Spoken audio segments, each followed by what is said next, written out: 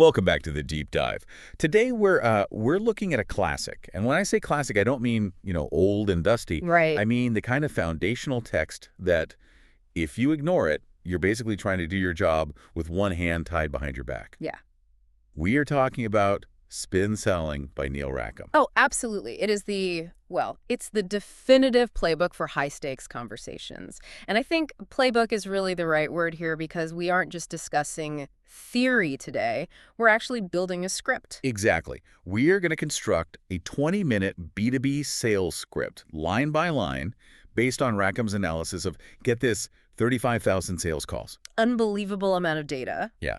But before we get to the actual questions, we got to talk about the story that kicks this whole thing off. Because when I read this in the notes, I had to double check it. It sounds like a corporate urban legend. The Fortune 100 case study. Yes. It is incredible, isn't it? It's terrifying, Yeah. honestly. So set the scene for us. You have this massive global company, basically an unlimited budget. They decide they need to boost sales, so they go out and recruit the absolute top-tier talent. Right. The best salespeople money can buy. And then they spend a fortune training them. They bring in the gurus. They teach them all those classic closing techniques. The tie downs, the assumptive closes, the standing room only tricks. Exactly. And the result, sales didn't go up. They didn't even stay flat. They dropped by 30%. It's a complete disaster. 30%. How is that even mathematically possible? You hire the best people, give them the quote-unquote best training, and they just crash the ship. It happened because they were using the wrong toolkit for the job. They were using traditional sales techniques that work incredibly well if you're selling, say, vacuum cleaners or used cars. And all low-value stuff. Exactly, one-off purchases. But Rackham's research found that when you apply those high-pressure, aggressive tactics to major sales, they totally backfire. And that is a crucial distinction we need to make right at the top for everyone listening. Major sales versus small sales. What's the actual dividing line there? A major sale usually involves a high price tag. We're talking 5-6 figures or more. It involves a long sales cycle. You aren't closing this on the first phone call. Right.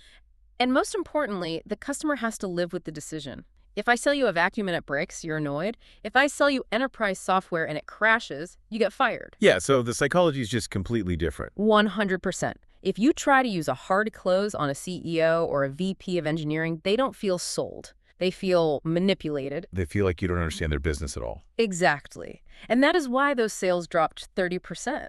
The reps were pushing when they should have been investigating. So our mission today is to fix that. We're going to take Rackham's SPIN framework, that's situation, problem, implication, need, payoff, and turn it into a highly practical tool. A roadmap. Yeah.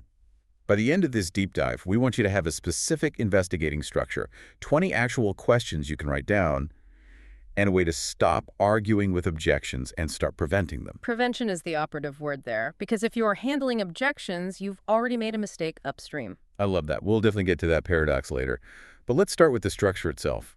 Rackham says a sales call has 4 stages: preliminaries, investigating, demonstrating capability, and obtaining commitment. Right. And while you definitely need all 4, the investigating stage is where the heavy lifting happens. That is literally where the sale is won or lost. You cannot demonstrate capability if you don't know what the problem is. So let's build this script. Imagine we're on a call.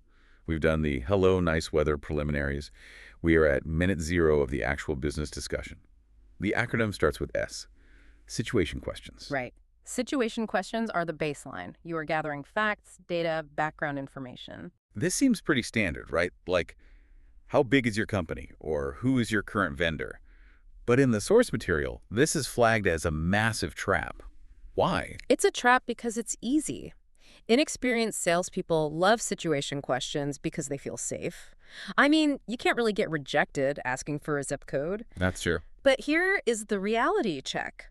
Situation questions benefit the seller, not the buyer. That's a really great point. The buyer already knows how many employees they have. Exactly, telling you that information is incredibly boring for them. If you spend the first 20 minutes of a call asking basic factual questions, you are draining their battery. You're turning into an interrogator, not a consultant. So if I ask, what kind of servers do you have, and how long have you been here, and who reports to whom, I think I'm building a picture, but the client is basically checking their watch. They're thinking, why didn't you check my LinkedIn? Why didn't you read our annual report? Okay, so for our script, we need to be surgical. We need situation questions, but we need to strictly limit them. Based on the source material, let's look at 5 examples of good situation questions. But the rule is you only get to use 2 or 3. Deal? What do we have? Okay, here are the S-script examples. Number 1, how long have you had your current system in place? Simple and direct. Number 2, how many people use this equipment daily? Gives good scale. Number 3, what is your current volume of output? 4, which vendor are you currently using for this service? And 5, is your budget allocated annually or quarterly? Yeah, those are all perfectly valid questions. They establish context. But again, do your homework first. If you can find the answer on their website, do not ask it on the call. Let's do a quick role play to show why that interrogator approach fails so badly. I want to really feel the pain of this. I'll be the bad salesperson. You be the busy executive who has back-to-back meetings. Oh, I'm already stressed. Go ahead. So, thanks for meeting. I just wanted to get some basics. How many offices do you have? Okay, 12. Yeah. And how many staff are in each office, roughly? It varies. About 50 on average. Great. And what kind of CRM are you running in those offices? Look, is there a point to this? It's all on our website. Did you not do any research? Ouch. Yeah, I can feel the wall going up immediately. It is painful. You're making me work to sell to me. Rackham's research showed that top performers ask very few situation questions. They verify facts. They don't gather them from scratch. So the rule for our 20-minute script: keep S to under 2 minutes. Which brings us to minute 2. We pivot, we move to P, problem questions. Now we're getting somewhere. Problem questions explore difficulties, dissatisfactions, and concerns. This is where we start looking for pain. Yes. And we need to introduce a bit of technical vocabulary here from the book. Rackham talks about implied needs versus explicit needs. Okay, break that down for us. An implied need is basically a statement of a problem, like, I'm not happy with our speed, or this software is buggy. It's a complaint. Problem questions are designed to uncover these implied needs. So we're hunting for complaints. Let's load up our script with 5P questions. Ideally, these questions invite the customer to explicitly state the negative. Okay, here are 5 ready-to-use problem questions. 1, are you satisfied with your current turnaround time? 2, what is the biggest difficulty you face with the old system? 3, does this process ever lead to errors? Very direct. 4, is it hard to train new staff on this software? And 5, are you worried about the reliability of that machine? Notice the key words there: satisfied, difficulty, errors, hard, worried. You're giving them permission to vent. And for small sales, this is often enough, right? In small sales, yes. If I'm selling you a pen and I ask, is your current pen running out of ink? And you say yes, I can just say, here is a new pen, transaction done. But in major sales, Rackham says this is the danger zone. It is the place where most average salespeople completely die. They find a problem and they get super excited. They think, aha, a problem. I have the solution. And they immediately pitch their product. Which seems logical. If I tell you my car is making a weird noise, why shouldn't you tell me you can fix it? Because in a B2B context, the solution is usually expensive and highly disruptive. If you say, my team finds the software hard to use, and I say, buy my $50,000 system, it's easy, you're going to put the brakes on. Right. You'll think, well, the old system is annoying, but is it $50,000 worth of annoying? Probably not. So the problem exists, but the actual value of fixing it hasn't been established yet. Precisely. You've uncovered an implied need, but you haven't turned it into an explicit need. The pain just isn't big enough to justify the check. So we need to amplify the pain. And that leads us to the most important letter in the acronym, the I, implication questions. This is the engine of B2B sales, and frankly, this is the part that makes most salespeople really uncomfortable. We have a note here about Quincy's rule. It's a great mental shortcut. Implication questions are sad questions. Sad questions. I love that. They're meant to bring the mood down. They're meant to make the problem feel heavier, more complex, and a lot more expensive. You're taking a loose thread and pulling on it until the whole sweater unravels. That's a vivid image, but yes, You're asking about the consequences of the problem. What happens if you don't fix this? Who else does this affect? Let's give you 5 sad implication questions for your script. Yeah. Number 1, what effect does that error rate have on your customer satisfaction? Deepens the pain. Number 2, if that machine breaks down, how much production time is lost? 3, does this inefficiency lead to increased overtime costs for your staff? Tying it to money. Number 4, could this reliability issue impact your reputation with key clients? And 5, how does this bottleneck affect the rest of the supply chain? Do you hear the difference there? We went from, is it hard to use, which is just an annoyance, to, is this destroying your reputation, which is an absolute crisis. It feels a little risky, though. I can hear listeners thinking, I don't want to be a doom-monger. Won't the client get mad if I keep harping on all these negatives? It is counterintuitive. You might feel like you're being annoying, but high-level buyers actually appreciate this. Really? Yeah, because they live in a world of complex problems. When you ask these questions, you aren't acting like a salesperson pushing a widget. You're acting like a consultant analyzing a business risk. You are helping them see the true cost of the status quo. Let's do another mini role play. Yeah. This is the bad approach, the premature pitcher. This is what happens when you skip the I and go straight from problem to solution. Okay, I'm the buyer again. I'll be highly skeptical. So you mentioned your current software is a little hard to use. Yeah, the team struggles with it sometimes. It's a bit clunky. Well, great news. Our software is incredibly intuitive. It has a drag-and-drop interface. It won an award for UX, and it's only $20,000 a year. Whoa, 20,000. Listen, the team struggles, but they figure it out eventually. We can't spend that kind of money just for a nicer interface. We have other priorities right now. Boom. Objection? Exactly. And look at what happened. You offered a solution to a problem that I viewed as a minor nuisance. The value equation was completely off. You tried to close me on an implied need. So the implication phase is all about tipping that scale, making the problem so heavy that $20,000 suddenly looks cheap. Correct. You have to stay in that sad zone until the customer truly feels the weight of the issue. You need to convert that implied need into an explicit need where they finally say, I need to fix this. Okay, so we're about 7 minutes into our 10-minute discovery structure. Ooh. We've found the problem. We've made it hurt. We've dragged them through the mud. Yeah. Now, surely we can pitch this solution. Not yet. Still not yet. If you pitch now, you're still telling them. The most powerful persuasion happens when the customer tells you why they need it. Enter the N. Need payoff questions. And following Quincy's rule, these are the happy questions. So we switch from sad to happy. Yes. The psychology here is beautiful. You ask questions that get the customer to describe the benefit of your solution. You want them to say, it would save us money, or it would make us faster. Because if I say it, it's a sales pitch. If they say it, it's the truth. Exactly. And even more importantly, and this is a huge insight for B2B that Rackham highlights, that person you are talking to usually isn't the final decision maker. They have to go ask their boss or a committee for the money. Right, they have to go sell it internally. Need payoff questions are basically a rehearsal. You're training the client to sell your product to their boss. If they can't articulate the benefit to you, they certainly can't articulate it to the CFO.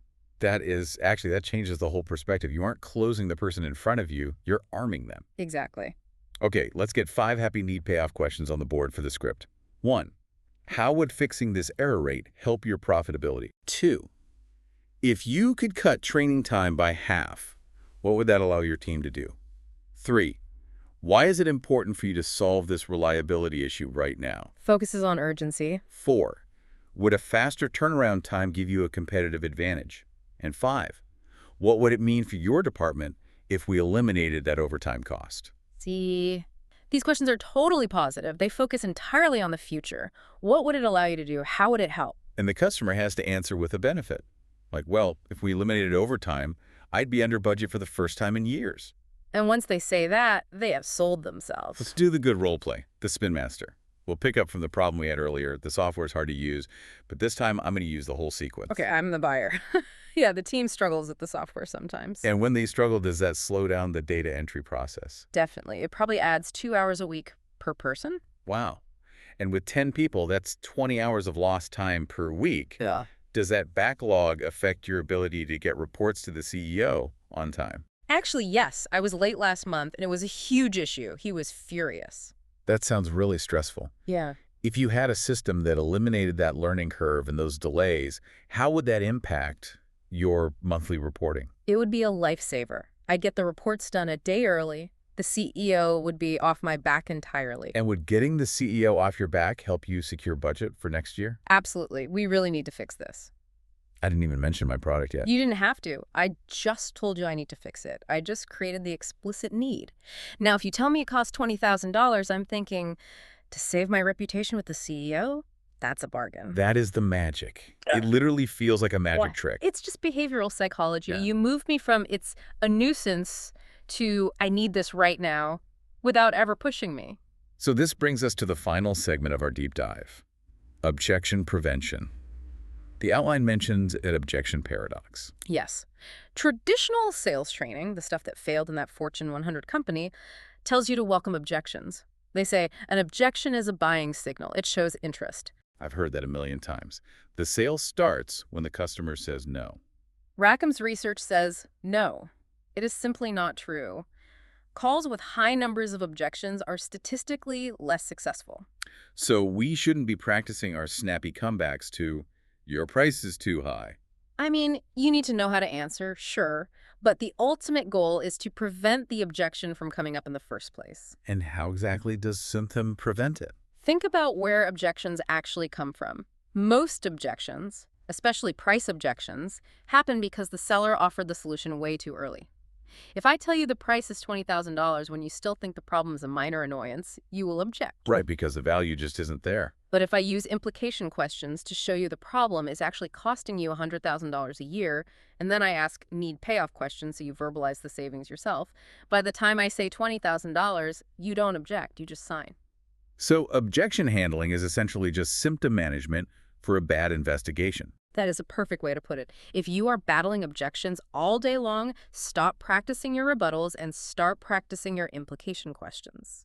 Let's look at the clock. We promised a 10-minute discovery structure. If you're listening to this on your way to a meeting or maybe sitting in your car in the parking lot, here is your game plan, minute by minute. Okay, let's break it down. Minutes 0 to 2. Preliminaries and situation. Build rapport, be human, but keep the business questions highly targeted. Ask max 3 situation questions. Verify, don't gather. Minutes 2 to 4. Pivot to problem. Ask about dissatisfaction. Are you worried about X? Is Y difficult? Look for those implied needs, those little grumbles. Minutes 4 to 7. This is the sad zone, implication. Stay here longer than you think you should. This is honestly the hardest part for most people because we are wired to be polite. But you must connect the problem to money, time, turnover, and reputation. Minutes 7 to 9. The happy zone, need payoff. Ask them, how would solving this help you? Why is this important? Stop talking and let them sell themselves. And finally, minutes 9 to 10. Obtaining commitment. Now that they have explicitly stated the explicit need, you propose the next step. Since you said this would save you time and help with the CEO, should we set up a demo next Tuesday? It's a completely different flow from, hi, I'm great, buy my stuff. It fundamentally shifts the dynamic from persuasion to consulting. You are now on the same side of the table as the buyer, looking at the problem together. I love that. Okay, before we wrap up, let's give you a checklist. The plan, do, review cycle so you can actually implement this. Simple and effective. Plan. Before you dial the phone, write down 3 potential problems the client might have. And this is crucial. Write down 1 implication question for each. Don't try to improvise the sad stuff. It's really hard to come up with on the fly. You need to have them ready. Makes sense. Do. On the call, focus heavily on investigating. Fight the urge to pitch. Keep your product in your pocket until the very end. And then? Review. After the call, ask yourself, did the customer give me implied needs complaints or explicit needs statements of desire or action? That distinction is key. I have a problem versus I need a solution. Exactly. If you only got complaints, you didn't do enough implication questions. You just didn't build the value. And here is our call to action for you. In your very next business conversation, it doesn't even have to be a sales call. It could be negotiating with your toddler. Try to ask one more implication question before you offer a solution. Just one more. What happens if you don't eat your broccoli? Does that mean you'll be hungry during the movie? And if you're hungry during the movie, will you be cranky? And if you're cranky, will we have to go home early? Exactly. See if you can get the other person to state the benefit of the solution first. That is spin selling. It's not about being smooth. It's about being curious in a structured way. Because closing techniques are a myth in major sales. The sale isn't won at the end. It's won in the investigation. Could not have said it better. Thanks for diving in with us. Now go ask some sad questions. We'll see you next time. Take care. 10 A/B titles. 1. The 20-minute sales script, mastering and spin selling. 1. The 20-minute sales script. 2. Why your closing techniques are killing your B2B sales. 3. Spin selling. The 4-step framework to prevent objections.